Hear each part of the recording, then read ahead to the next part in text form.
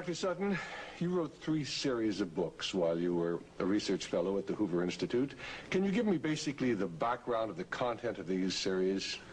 Yes, the series I wrote at the Hoover Institution at Stanford University concerned the transfers of Western technology to the Soviet Union, and essentially it comprised 3 individual books. Each book covers a period of time since 1917. And then you wrote a second series of books on Wall Street. Yes, these were trade books. In other words, they're not academic books. They're written for the general public. They concerned the build-up of the 3 types of socialism: Bolshevik socialism in Russia, what we might call welfare socialism in the United States, and Hitlerian or National Socialism.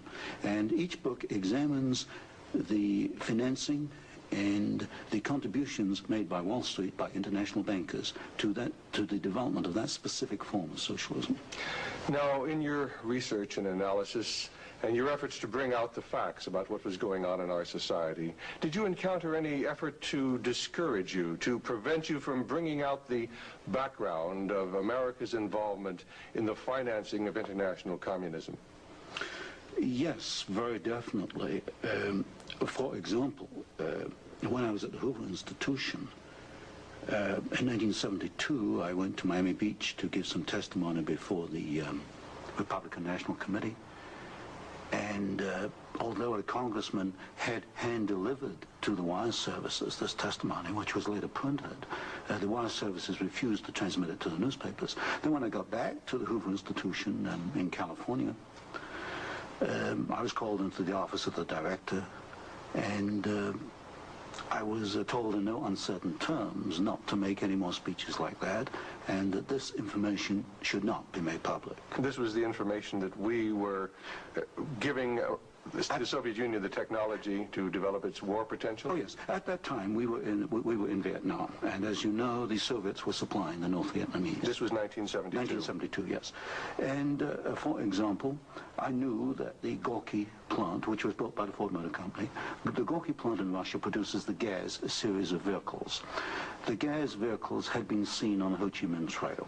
We were supplying equipment to the Gorky plant in the middle of the Vietnamese War, and these trucks were being used to carry ammunition supplies, which were killing Americans. I thought this was morally wrong, and I said so at Miami Beach and at the Hoover Institution. And it was this type of information that was suppressed.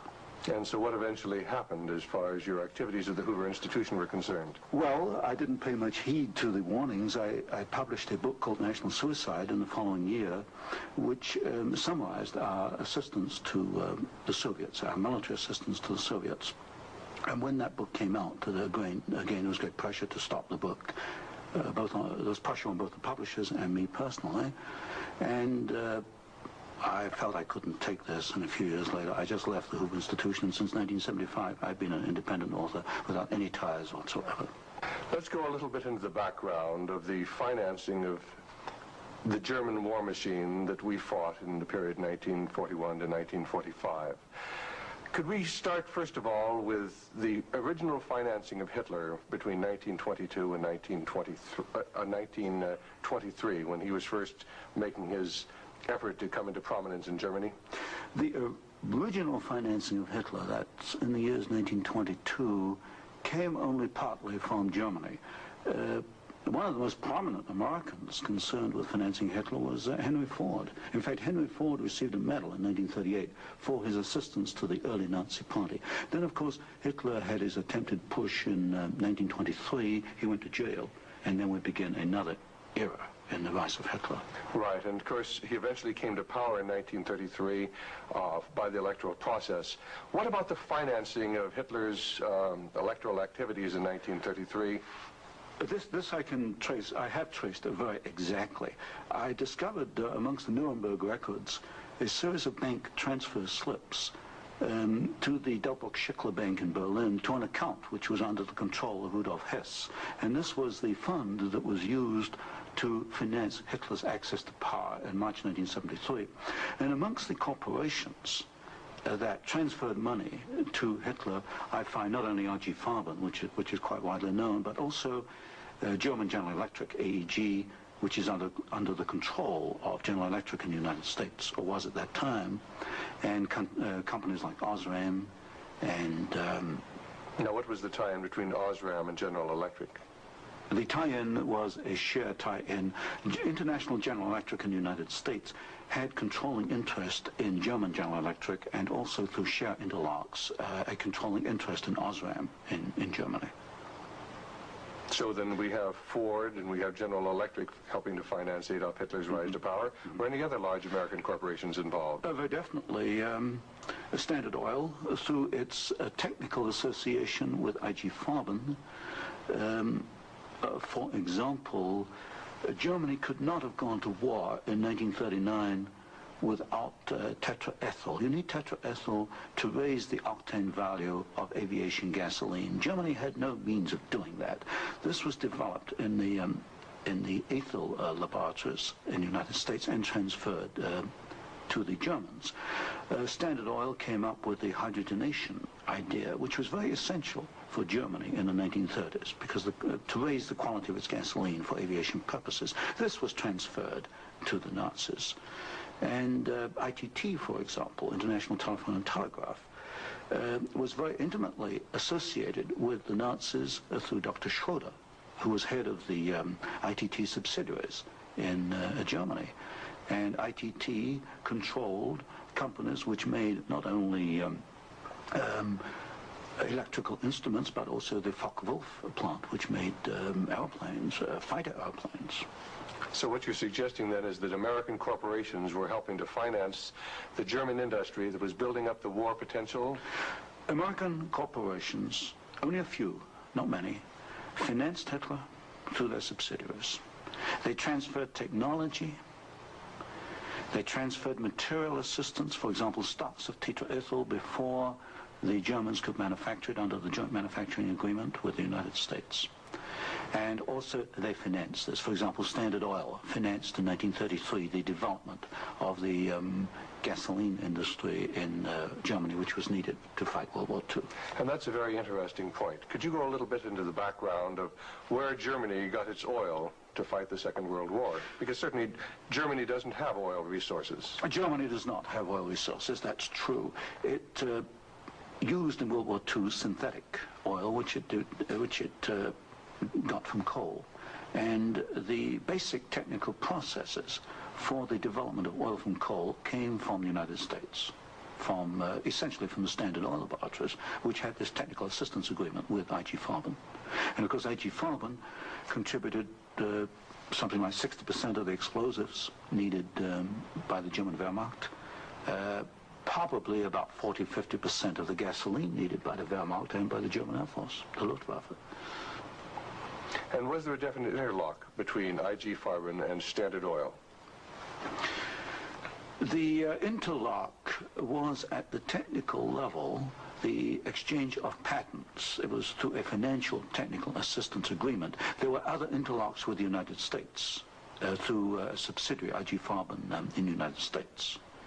But with Standard Oil, the interlocks at the technical and financial level. And is it a fact, it's been stated, that there were members of the board of directors of Standard Oil who were also on the board of directors of American IG Farben? Yes, Walter Teagle is one name that comes to mind. And there were several directors. Was there an interlock with Ford between IG Farben and American IG Farben and the Ford Motor Company? Not that I can recall, not offhand. Not offhand. So basically what we're seeing then is American industry helping to provide the technology, helping to provide the finance, helping to provide the material that is going to allow Hitler to create his war machine. Yes, that is correct. That is correct. Now, in your book, Wall Street and the Rise of Hitler, you talked about the bombing patterns during the Second World War, and the fact that it was amazing that there were certain factories that were not bombed, whereas the majority of the German factories were decimated, German-owned factories. There were certain factories that tied into this interlock we've already alluded to, that for some strange reason seemed to escape the devastation of our saturation bombing. In World War II, the German electrical industry was or should have been a prime target for Western bombing. But in practice, the German General Electric plants were not bombed. Of the 10 major plants, not one was bombed, and a half a dozen others had trifling damage, broken windows, that kind of thing. So what we have here is a very interesting case of an industry which should have been bombed in World War II, but was not bombed, and yet we have American ownership, which raises a certain amount of suspicion as to why it was not bombed. But as far as the German-owned electrical companies, did they undergo a rather heavy bombing? I took a look at that. The Siemens plant, for example, they were bombed. There's no question. But the industry was not targeted as a general target. So Siemens, for example, was not bombed as heavily as, say, tank plants or aviation plants, that kind of thing. You mentioned the Ford plant in Cologne. Was this a prime military target?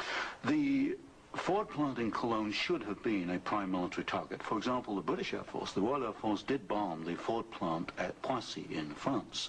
But the Ford plant in Cologne, which was by far the largest Ford plant in Germany, was not bombed in World War II. But did our military planners intend to bomb it? In other words, was it on the aiming report? Well, I did look at the aiming reports for the plants in Cologne. Ford was known about. They knew that it was producing equipment for the Wehrmacht. But it was not bombed. It was scheduled as a target, but it was not bombed. So somewhere along the line, as far as the planning was concerned, the name of the Ford motor plant in Cologne was deleted, and yet the city of Cologne itself was totally decimated. The city of Cologne was decimated, as of course many other cities in Germany were decimated. But somewhere along the line, something happened.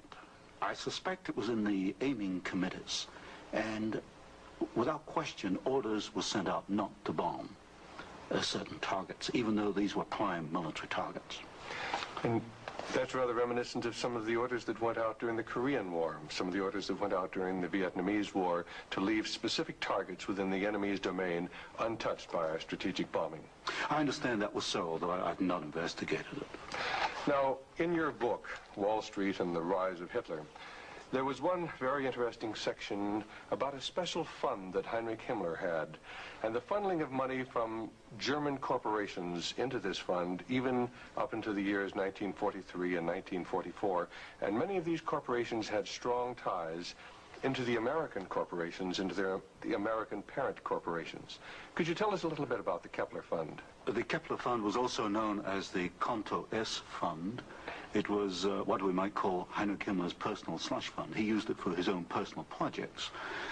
And what amazed me was both in 1933 and in 1944, the 2 years for which I examined the records, over half the funds came from American corporations. For example, in 1933, ITT, Standard Oil, General Electric, and possibly Osram were contributors. Even in 1944, in the middle of World War II, we find that ITT was funneling funds to Heinrich Himmler's fund through Schroeder, who was the chairman of the ITT subsidiaries in Germany. We also find that DEPAG, the Standard Oil subsidiary in Germany, was financing Heinrich Himmler, and this was in the middle of World War II. Now, were these facts ever brought out at the Nuremberg hearings? They were never brought out at the Nuremberg hearings, although the documents do exist within the files, within the records. They have not been published, as far as I know. And you actually had access to these records? Yes, there's some 400 tons of these records available, and many of them were at the Hoover Institution, or copies were at the Hoover Institution, and that's where I found the original documentation.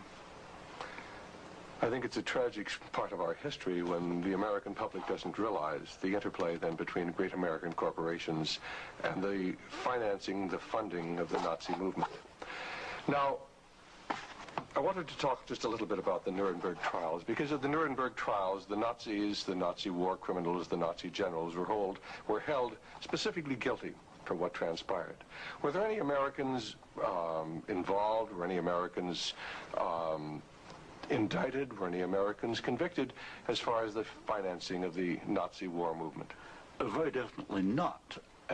I looked at the criteria for what we might call war crimes under the Nuremberg Tribunal.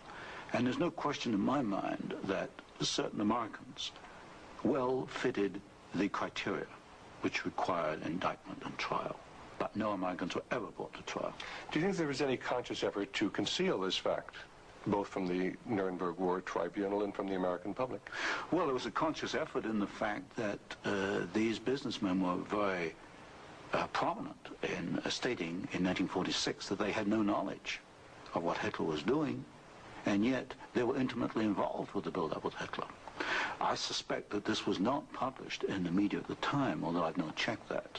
But certainly the role of American corporations and American businessmen in aiding Hitler has not been published.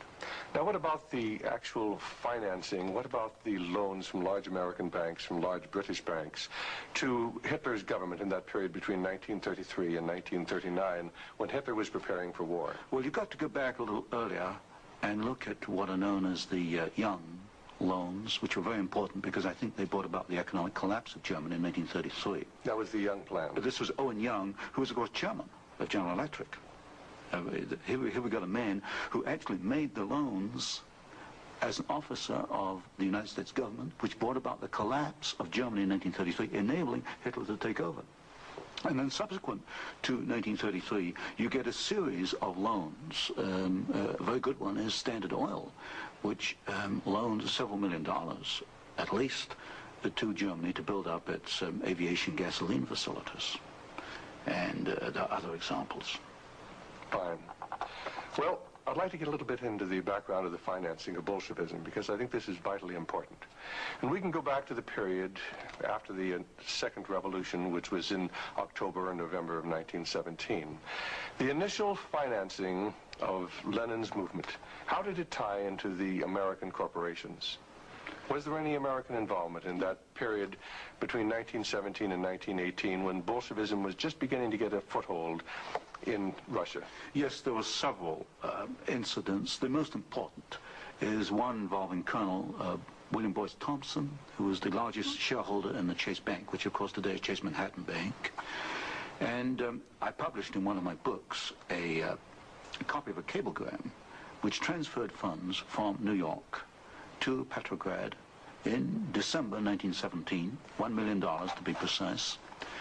And Colonel Thompson made the statement later that this $1 million was given to the Bolsheviks to consolidate, that they had just begun to take over Russia. They only controlled Moscow and Petrograd at that time, to aid the control that the Bolsheviks were extending in Russia. This is a very clear case. $1 million, American funds, transferred through an American Wall Street intermediary to the Bolsheviks. And didn't you publish that document here in Wall Street and the Rise of Bolshevism? I published two statements. One is a copy of the cablegram, and the other is a copy of the news clip of the statement made by Colonel Thompson at that time that he had made this contribution. Now, why would an American capitalist, an American financier, help to aid Bolshevism? The only answer, and of course this puzzled me for years, you know, why? Why? Because we understand there to be an opposition. And the only answer I can come to is one of captive markets. The United States did not want another United States in the world. And of course, if you look at the world map, Russia is 2 or 3 times larger than the United States. Imagine this as another United States, as another competitor to the United States. What the United States wanted, or Wall Street wanted, was a captive market. And of course, socialism is a captive market because my earlier studies at Stanford University have brought out the fact that a socialist system cannot innovate. It's got to import innovation and technology from the West.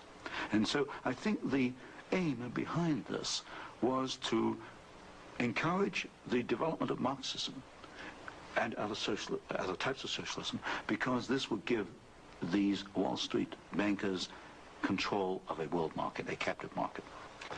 At the end of the First World War, Russia was devastated by famine, and America sent a relief mission. It was the Hoover mission. Do you know any of the facts surrounding the activities of the Hoover Commission? Well, there's no question that in 1922, 1923, Russia was finished. Industrial output was perhaps 8 or 10%. of 1913 figures, and people were starving by the hundreds of thousands. And the Hoover mission was organized, of course, to send aid to Russia. But most of the aid went to the Bolsheviks, who controlled really quite a small part of Russia at that time. Only a very small part of the aid went to the White Russians or to the Far East.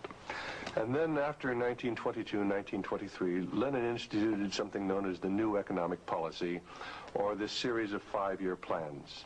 Can you tell us about the 5-year plans and the part that the major American corporations, major world corporations, played in building up the Soviet Union? Well, there are two separate phases here. The new economic policy was started in 1923 by Lenin, and I found, and I published this in my first book from Stanford, that every single Russian industry was rebuilt or restarted by foreign corporations, mostly German, British, French, and American. By 1928, Russia was back to approximately its 1913 industrial output. And at that point, she began to think of these grandiose 5-year plans. And in 1928, Gosplan, which is the Russian government planning commission, actually designed an initial 5-year plan, but this was thrown out, it was inadequate, and American corporations were brought into Russia. And the first 5-year plan and the second 5-year plan were actually designed in the United States by American corporations. And what were these corporations? Which ones specifically were involved in the design of the first 5-year plan was by a corporation probably not known to most Americans, Albert Kahn. But Albert Kahn was the foremost industrial architect in the United States. And Albert Kahn laid out the basics of the first 5-year plan for the Soviets.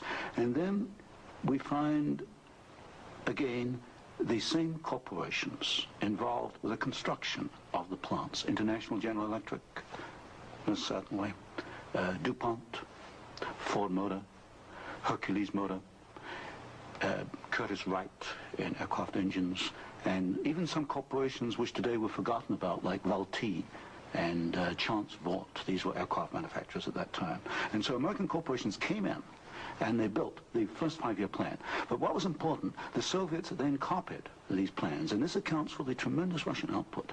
They took this initial equipment and they multiplied it, they copied it by the hundred. Now, how about Ford Motor Company? Did they play a part in the building up of the Soviet potential? Very definitely. Ford Motor Company built the Gorky plant, and the Gorky plant produces the GAZ series of vehicles, that's G-A-Z, and these are trucks, and there's some automobiles. And right from the early 1930s, you find that the GAZ plant has had military potential, and Ford knew that when it went in and built the Gorky plant. And we know it because I found statements to this effect within the State Department files. Sometimes we hear the name Averell Harriman. Did he play a part in building up the Soviet technology? Very definitely. In fact, Averell Harriman came out of the Soviet Union financially at a profit. He took over the Georgian manganese concession in the early 1920s. Got this back on his feet for the Soviets, and manganese became a prime export for the Soviets, and so they were able to sell this abroad, get foreign exchange, which financed their industrialization. And then they bought out Harriman about 1929, and Averell Harriman received as compensation $1 million more than he put in the first place. How about Armand Hammer of Occidental Petroleum? Armand Hammer is a very interesting example. Armand Hammer received the first foreign concession in 1922. In asbestos in the Ural Mountains. And he also conducted for the Soviets a number of other enterprises, right down to pens and pencil manufacturing, for example. But Armand Hammer is interesting because his father, although Armand Hammer today is chairman of Occidental Petroleum Corporation, his father was Julius Hammer, who in 1919 was Secretary General of the Communist Party USA, which emphasizes the argument I made throughout my books, that at the top level, there's no difference between your top communists and your top capitalists. They interlink. You've got Armand Hammer, chairman of Occidental Petroleum. His father was Secretary of the Communist Party USA in 1919. So it's basically a power grab. It's a power grab, an international power grab. Now, during the Second World War, why, Russia was pretty well decimated once again by German forces. What part did the American Lend-Lease program play in building up Russia's industrial capacity after the Second World War? Well, Lend-Lease built up Russia's capacity, modernized it, and expanded it during World War II. And there was some continuation all the way through perhaps to 1948, 1949. There was a program after Lend-Lease, which was supposed to be restricted to foodstuffs and industrial materials, but in effect, I checked the records in the warehouses in Sutton, Maryland, I find that even after World War II, and this was against the intent of Congress, I suspect, there was a massive transfer of the latest industrial equipment to the Soviet Union under the so-called Lend-Lease program. Now, in 1948, there was a fascinating book came out by Major Racy Jordan, in which he talked about American aid to the communists as far as their ability to build nuclear weapons. Did you ever have an opportunity of verifying the facts that we had given them the heavy water, we'd given them the wherewithal to build their atomic weapons? Well, as part of the work I was doing at Stanford, I did investigate the shipping documents for Lend-Lease, and I took a sample of these documents and I checked them against Major Jordan. And broadly, Major Jordan was correct within, say, about 5%. And Major Jordan, of course, made the charge that we had shipped materials to the Soviets, 1944, 1945, which were later used in their atomic program. There is no doubt. He is correct. We shipped heavy water, which is essential, but we shipped other items which are perhaps less obvious to the layman. We shipped, for example, aluminum tubes, and aluminum tubes are essential for atomic energy development. We shipped graphite, and graphite is another essential component. So generally, as far as I could check, and I checked the original government Lend-Lease document, General Major Jordan was correct. Now, as the years have gone by, of course, we see a growing Soviet nuclear threat. The Soviets now have MIRV missiles. Mm-hmm. Can you give a little of the background on how the Soviet Union, which really didn't have the technology to develop those MIRV missiles that threaten our cities today, how were they able to develop the MIRV capacity? Well, you've got to go back and look at how the Russians were able to develop a rocket, space technology anyway. What they did after World War II was American forces were held back for a while the Soviets occupied East Germany. They stripped East Germany. They took back the latest of the V-2 rocket technology from Peenemünde and other places. And the V-2 became the basis of the Russian space technology. Now, if you skip the intervening years, you will find when you come to the early 1970s that the Russians did not have the capability to MIRV their missiles. And in particular, they lacked the ability to produce the very precision, micro-miniature ball bearings that are needed for the control systems.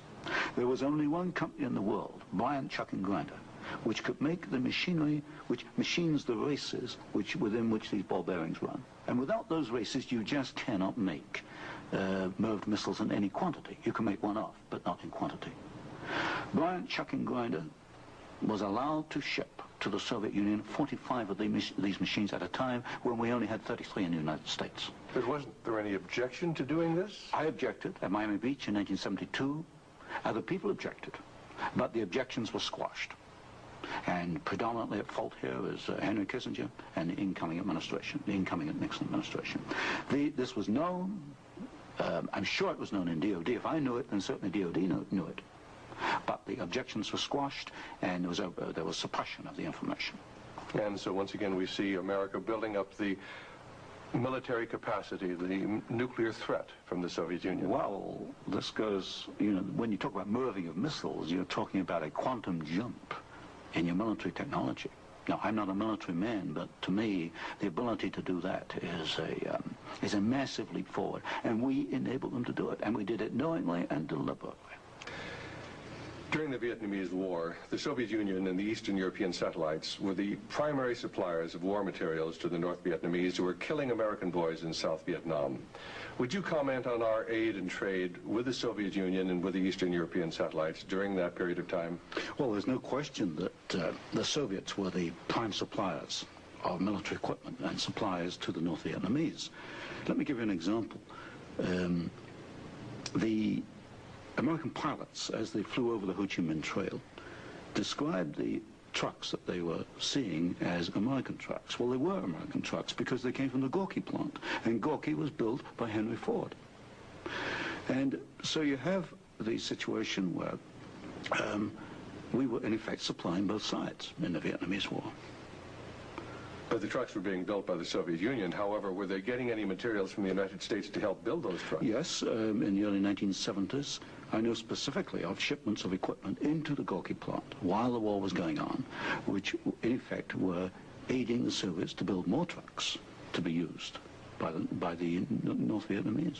How about loans? Was America extending loans to the Soviet Union during this period when they were the primary financiers of the North Vietnamese? Yes. Beginning about 1970, there was a massive grant of loans to the Soviet Union. I'd say by about 1976, it must have totaled perhaps $40 billion outstanding.